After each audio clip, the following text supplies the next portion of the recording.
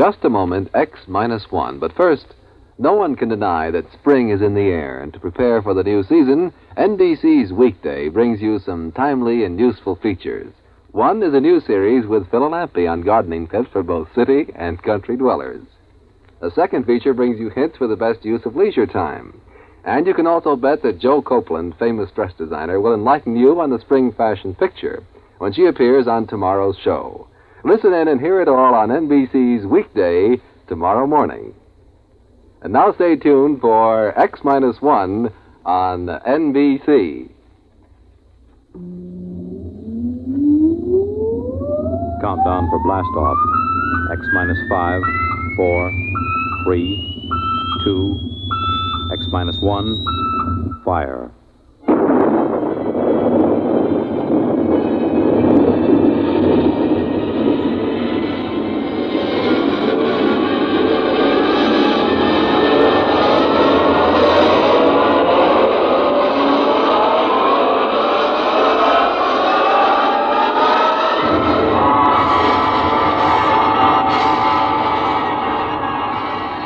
From the far horizons of the unknown come transcribed tales of new dimensions in time and space. These are stories of the future, adventures in which you'll live in a million, could be years, on 1,000 maybe worlds. The National Broadcasting Company, in cooperation with Galaxy Science Fiction Magazine, presents X minus 1.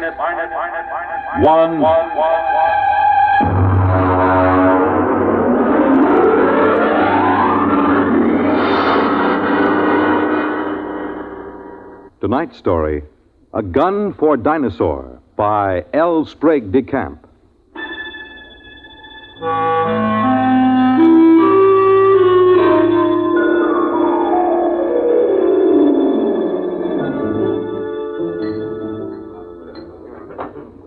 Just whiskey, please. No soda.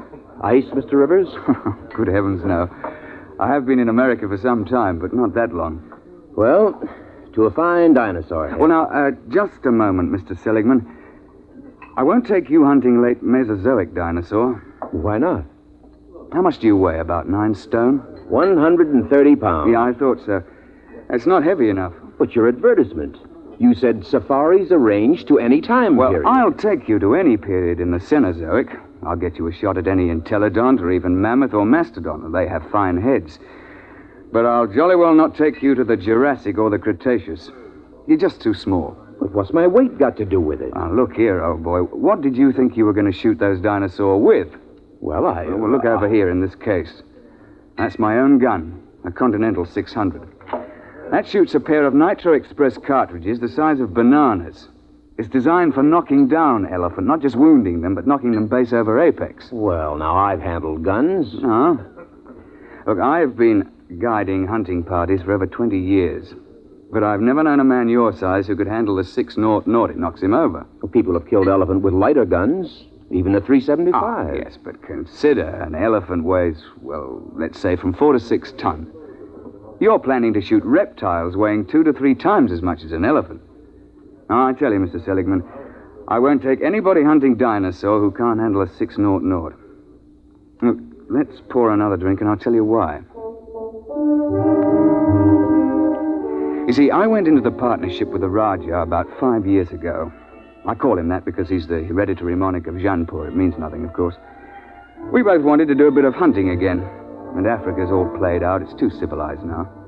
So when we heard of Professor Prohaska's time machine at Washington University, we caught the next plane to St. Louis. The foundation administering the machine had worked out an arrangement splitting the time between scientific parties and hunters who wanted to try their luck at prehistoric game. Hunters paid through the nose, of course, to support the project. Well, it was about our 5th safari that Courtney James showed up. He's what you chaps call a playboy, a big bloke, handsome in a way, florid, beginning to turn to fat. He was on his 4th wife. And when he showed up at the office with a blonde, I assumed that this was the 4th Mrs. James. And he left her in the outer office and corrected my assumption. Bunny? Oh, no, she's not my wife. My wife is in Mexico, I think, getting a divorce. But Bunny here would like to go along. I'm sorry. We don't take ladies. Not to the late Mesozoic. If she wants to go, she'll go. She skis and flies my airplane, so why shouldn't she... There are enough risks at 85 million BC without adding to them. I'm sorry, but it's against the firm's policy. Now, look here. I'm paying you a lot of money. I'm entitled... You can't hire me to do anything against my best judgment. Now, if that's how you feel, get another guide. All right. But let me tell you.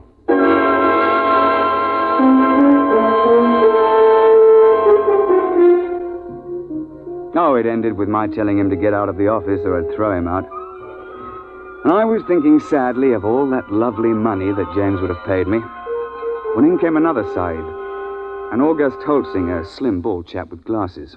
Mr. Rivers, I don't want you to think I'm here under false pretenses. I'm really not much of an outdoorsman, and I'll probably be scared to death when I see a real dinosaur. Well, most of us are frightened at first, but it doesn't do to speak of it. Well, you see, I've always run a grocery store till my uncle died, and, well, I've got a great deal of money now. Uh-huh.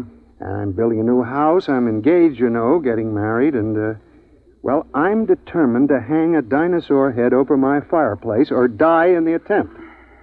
A ceratopsian, I think. That's the one with the big horned head and the frill over the neck, isn't it? Well, you want to think twice about that, you know. If you put a 7-foot Triceratops head into a small living room, there's apt to be no room left for anything else. I know it's ridiculous, but I'm determined to do something big for once. Since there's no more real big game hunting, I'm going to shoot a dinosaur and hang his head over my mantel. I'll never be happy otherwise.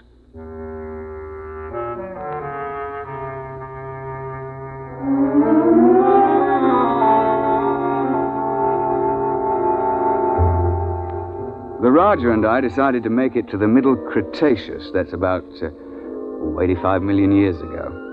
It's the best period for dinosaur in Missouri. So we drove Holtzinger into the country to let him try the 600. It's rather heavy. Look, you look out. There's quite a kick.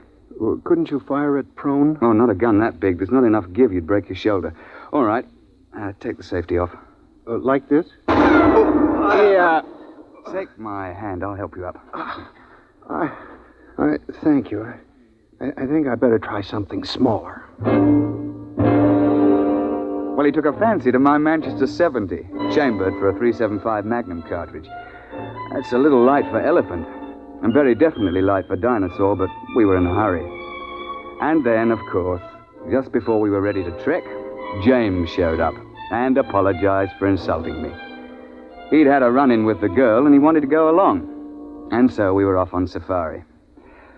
You all ready, gentlemen? Why, yes, I suppose so. Mr. Holtzinger, you've met my partner, the Raja of Jainpur. How do you do, sir? How do you do? Well, shall we get cracking? After you, Mr. Holtzinger. Mr. James. Thank you. Let's get going. All set. We'll slam the hatch, and off we go. What happens? Nothing till the force field is built up. There she goes. What happened to the lights? Well, there's no current while we're in transition. I don't feel well. There's usually a touch of vertigo. I shouldn't worry about it. Look, where do you shoot for? I mean, with Dinosaur. What is the best shot? Well, you don't try for his brain, you know. They don't have any. Well, to be exact, they have a little bump about the size of a tennis ball on the top of their spines. And you're not likely to hit it when it's embedded in a 6-foot skull. Try for the heart. They have big hearts, over 100 pounds.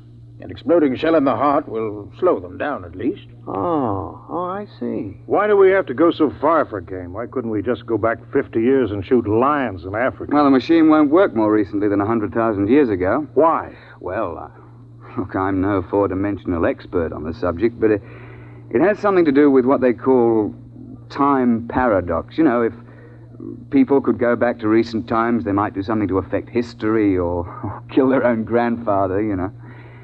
And there's also some kind of taboo about sending people back to the same time again.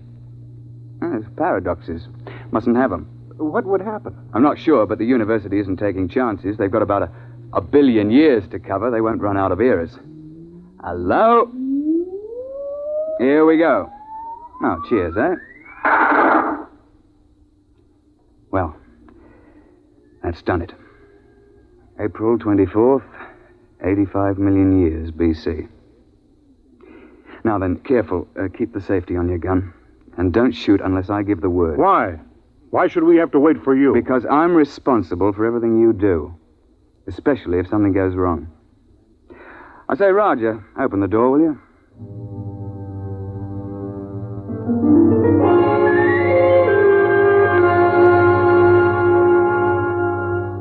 In this period, the time chamber materializes on top of a rocky rise. At the west, you see the arm of the Kansas Sea that reaches across Missouri, and the big swamp where the sauropods live. To the east, the land slopes up to a plateau. It's good for ceratopsians.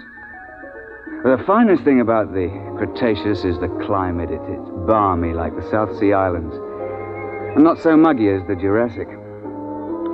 Oh, we sent the time chamber back off and looked about. It was spring, with the dwarf magnolias in bloom all over. Down towards the Kansas Sea, cycads and willows grew, while the uplands were covered with screw pins and ginkgo. Yeah, well, I'm no ruddy poet, but I can appreciate a beautiful scene. Well, I was looking through the haze and sniffing the air. I got him! I got him! What the devil? You see it? There it goes! Confound it, you idiot! I told you not to shoot without word from me. And what happened? An ornithomine wandered out of the copse. Mr. James gave him both barrels, missed. Now, look here, James. One of the biggest dangers on a safari is trigger-happy sahibs who get panicky.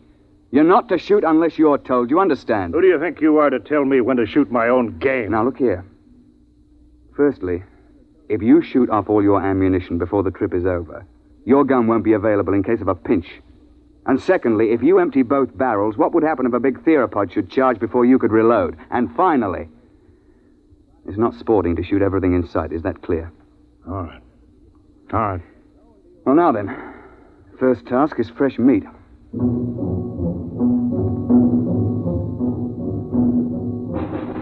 As I told you, Holsinger wanted a ceratopsian head. James insisted on a tyrannosaur. Then everybody would think that he'd shot the most dangerous game. Well, the fact is that tyrannosaur's overrated. But everybody's read about the tyrant lizard, and, well, he does have the biggest head of the theropods. Oh, and he'll snap you up if he gets the chance, no fear. Oh, we started off searching for meat. The Raja and I put the sahibs in front. We tell them it's so that they'll get the first shot, which is true, but another reason is that they're always tripping and falling with their guns cocked, and if the guy were in front, he'd get shot.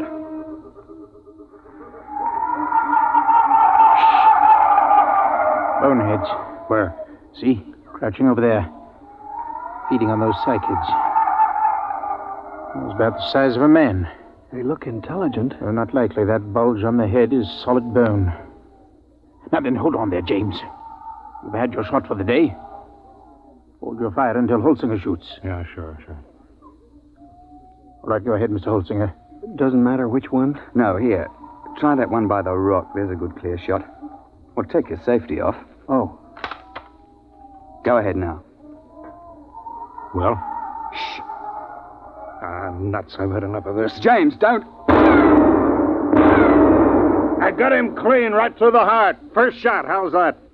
I thought you were going to give Holsinger the first crack. It's his turn. Well, I waited. Took so long I thought he'd gotten buck fever. Very well. But if this sort of thing happens once more, we leave you at camp the next time we go out.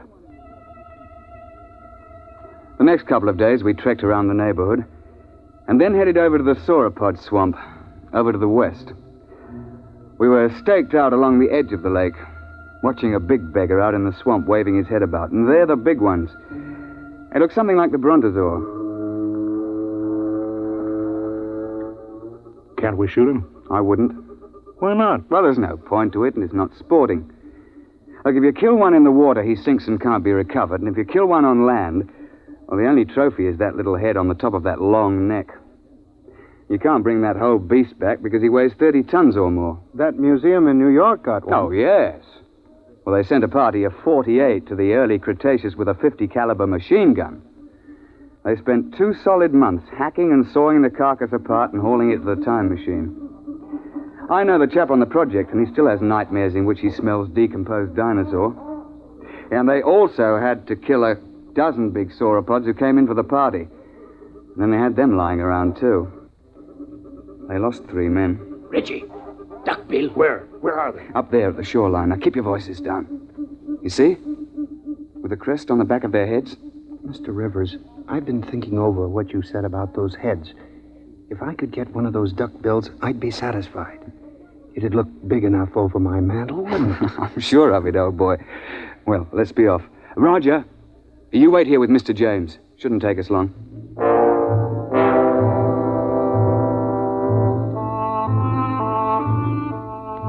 Holt and I crept along the shoreline, narrowing the range to the duckbills. I think I can make the shot from here.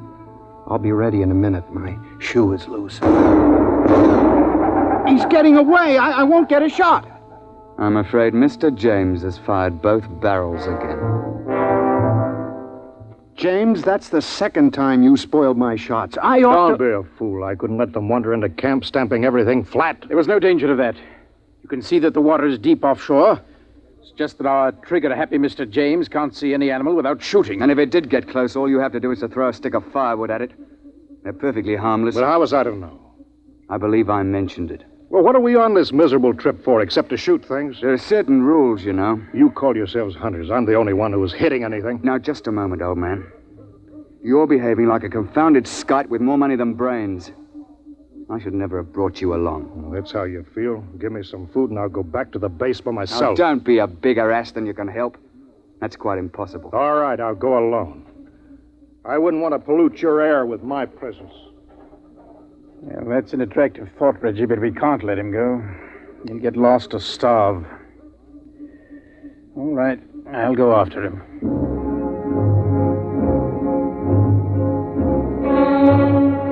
We stumbled along for several more days, James on his good behavior for a change. And on the 1st of May, we broke camp and headed north to the hills. That was hot and sticky. And we were soon panting and sweating like horses when I picked up the smell of carrion and heard the thrumming of the flies. We found a huge ceratopsian lying dead in a little hollow on the edge of the copse. He must have weighed 6 or 8 tons alive. Why couldn't I have gotten him before he died? That would have made a darn fine head. Look, on your toes, chaps. The sauropod that's been at this carcass is probably nearby. How do you know? We see how the hide's been ripped off and the bones are scattered. Sauropods will hang around a carcass like this for weeks, gorging and then sleeping their meals off for days at a time. What do we do? Well, that's what we came after. Look, Roger, you take Mr. James through that way, and we'll parallel you 40 feet distant. Now keep your eyes open. It'll be hard to see in these woods unless you're right on top of him.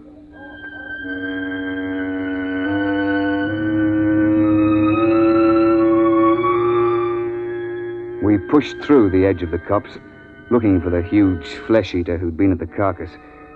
I could hear James and the Rajah pushing ahead on my right. We were separated by a gully when I heard a noise ahead on our left. What is it? I don't know. Take the safety off your gun. Oh, there it is. It's one of those boneheads. Oh, well, they're not dangerous at any rate. But be careful. That sauropod might still be around here. I've got him! Got him clean! Well, he's done it again. He shot the bonehead. I've got him! Look out! Look out! Tyrannosaur!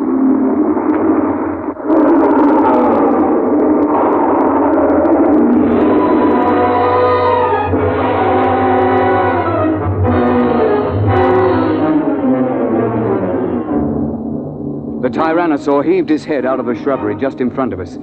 Look, the scientists can insist that Rex is bigger than Trionches, but I'll swear that this Tyrannosaur was bigger than any Rex ever hatched.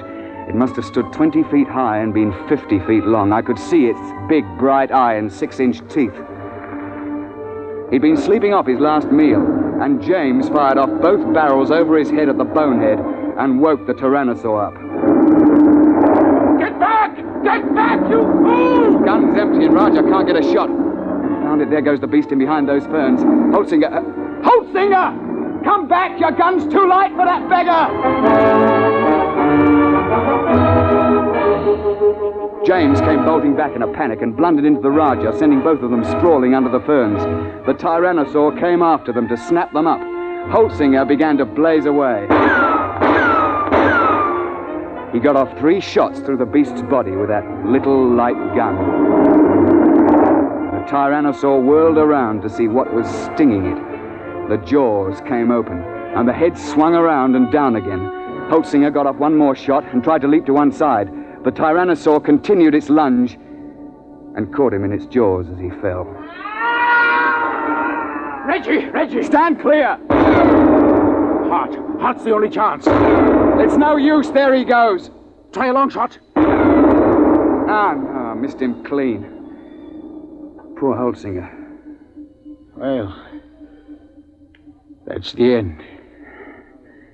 He stopped screaming. Did you notice? Oh, yes.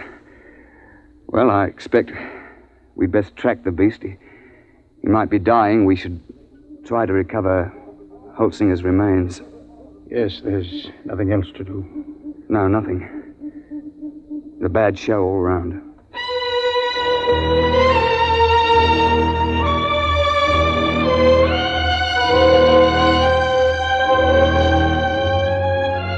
An hour later, we gave up and went back to the glade looking very dismal. Well, where have you two been? We were occupied. The late Mr. Holtzinger. Remember? You shouldn't have gone off and left me. Another of those things might have come along. Isn't it bad enough to lose 100 through your stupidity? What? Sure, you put us in front of you, so if anybody gets eaten, it's one of us. That's... You stinking little swine. If you hadn't been a first-class idiot and blown those 2 barrels again, this never would have happened. Holtzinger died trying to save your worthless life. And I wish he'd failed. Oh, I ought to... Now then, my laddybuck, I'm glad you did that. It gives me a chance I've been waiting for. Now get up, and I'll be glad to finish off. You won't finish anybody off. All right, put your hands up.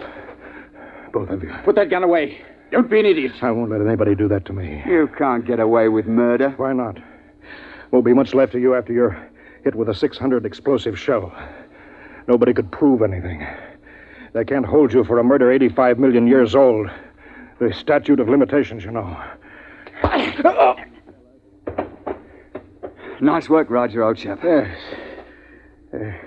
Cretaceous rock. Doesn't quite have the balance of a cricket ball, but it's a bit harder, what? Well, suppose we tie this chap up and take him back to camp.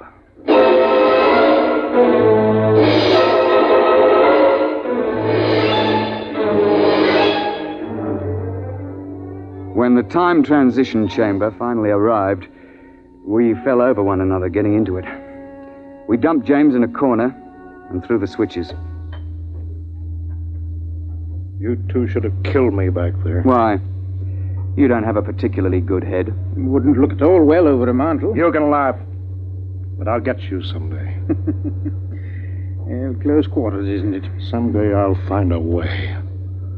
I'll find a way and I'll get off scot-free, too. My dear chap, if there was some way to do it, I'd have you charged with Holtzinger's murder. Look, you'd best let well enough alone. No, I'll kill you. Both of you. Somehow. Cigarette, Roger? Thanks.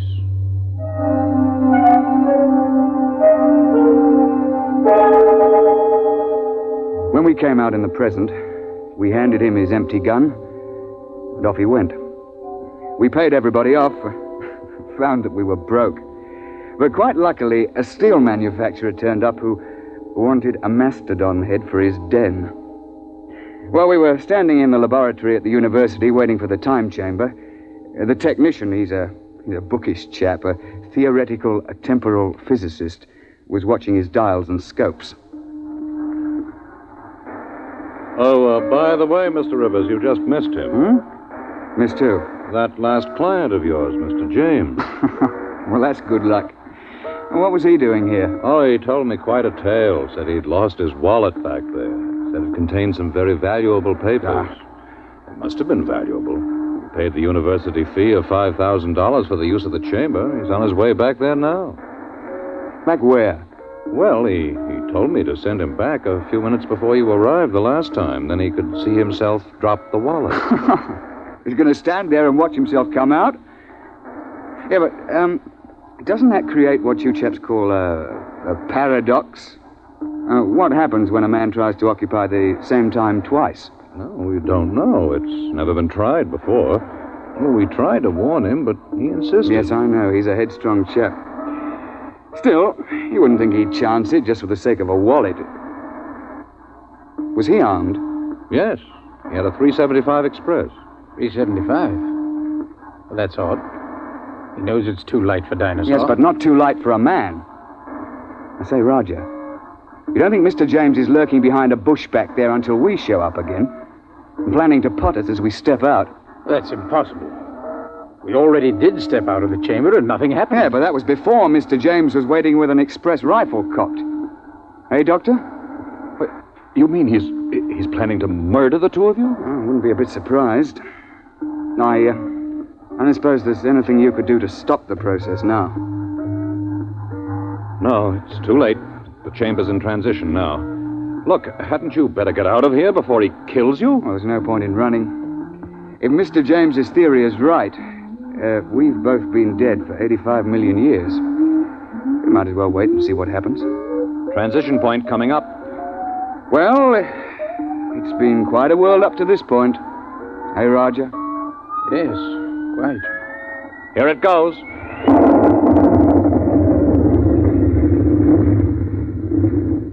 Reggie, are you all right? Well, I seem to be. What happened? The time chamber. It's back. We'd better get it open.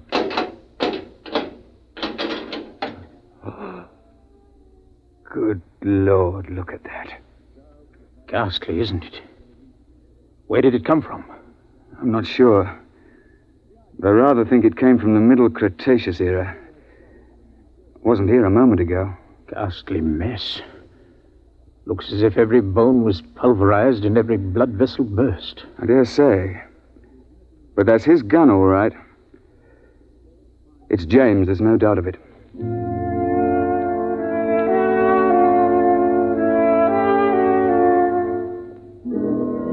So, that's the story, Mr. Seligman. Of course, I don't understand the mathematics, but the idea's rather easy to grasp. Nobody had shot us when we first emerged on the 24th of April, 85 million BC. And so, of course, that couldn't be changed. The instant James started to do anything that would make a paradox, the space-time forces snapped him forward and ripped him to bits. Well, they know a good deal about that now, and there's a safety margin of 500 years between each trip. You can't have paradoxes, you know. It just isn't done. And you see, I'm a lot more careful now. I shouldn't have taken James when I knew what a spoiled, unstable sort he was. Or Holtzinger either, when I saw that he was too small to shoot a dinosaur gun. With a heavier gun, he'd probably have knocked the Tyrannosaur down and saved his own life. So, Mr. Seligman, that's why I won't take you to that period to hunt. I'm sorry, but you're just too light. You're not big enough to handle a gun for Dinosaur.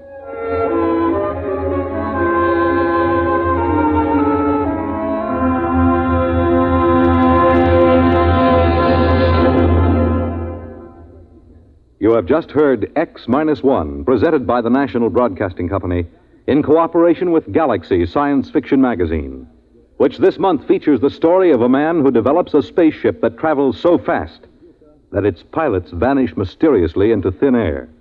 Read the Vaughn Shelton story, Point of Departure, in Galaxy Magazine, on your newsstand now. Tonight, by transcription, X-1 has brought you A Gun for Dinosaur, a story from the pages of Galaxy, written by L. Sprague de Camp, patent consultant and one of our leading authors of science fiction. It was adapted for radio by Ernest Kenoy. Featured in the cast were Alastair Duncan, Wendell Holmes, John Gibson, Donald Buca, Warren Parker, and Alan Hewitt. Your announcer, Fred Collins. X-1 was directed by Daniel Sutter and is an NBC Radio Network production.